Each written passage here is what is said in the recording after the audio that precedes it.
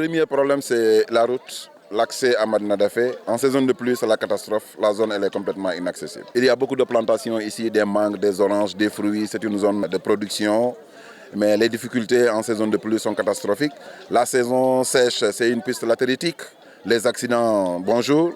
Sur le plan de la santé, il y a un centre de santé qui est en construction, mais il n'y a pas d'ambulance. C'est vraiment une préoccupation extrêmement importante. Imaginez-vous une piste qui n'est pas en bonne condition. La population de cette zone, en cas de malade, on n'a pas d'ambulance. Imaginez la suite.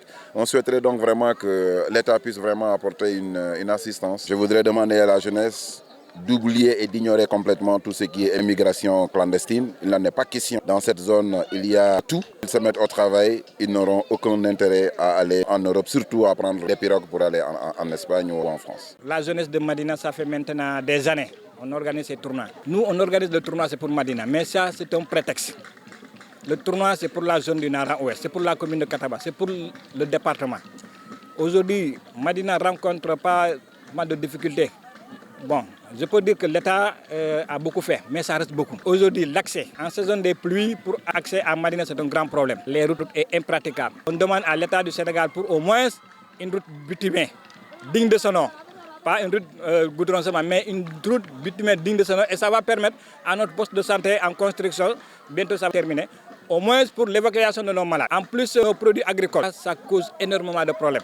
Donc ça aussi, c'est une doléance que nous demandons à l'État du Sénégal pour au moins qu'il nous fasse une priorité. Madina est dans la zone Nara-Ouest. Il y a un forage qui regroupe 5 villages et il reste 4 villages. Il y a Kolobori, Madina, Touba et Dimba. Donc si on parviendra à avoir un forage polarisé, Kolobori, Madina, Touba et Dimba, et pour au moins, normalement, l'emploi des jeunes. Madina a une grande population. Donc il nous faut au moins que l'État, aux jeunes aient un emploi. Que ce gouvernement pense à la jeunesse sénégalaise, mais particulièrement à la jeunesse de Madina Dafé et à la jeunesse de la commune de Kataba. Nous aussi, à Madina Dafé, nous, on a un marabout digne de son nom. Donc, je demande à l'État pour qu'il y ait au moins un Dara digne de son nom. Nous avons amené le courant, mais l'extension, ça reste. Nous, on a 2 quartiers énormes.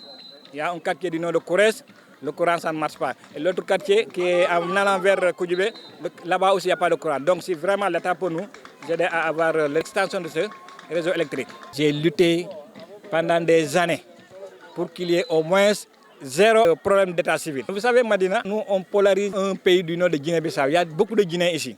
Il y a beaucoup de Gambiens ici. Donc, il y a des femmes qui viennent pour se marier ici. Donc, ces femmes-là, ils n'ont pas d'état civil. Bon, raison pour laquelle, bon, c'est un grand combat. Mais pour les enfants, la jeunesse de Madina a pris cet engagement de sensibiliser pour qu'il y ait 0 RAS d'état civil pour les enfants. Mais ça ne manque pas. Jusqu'à présent, ça reste.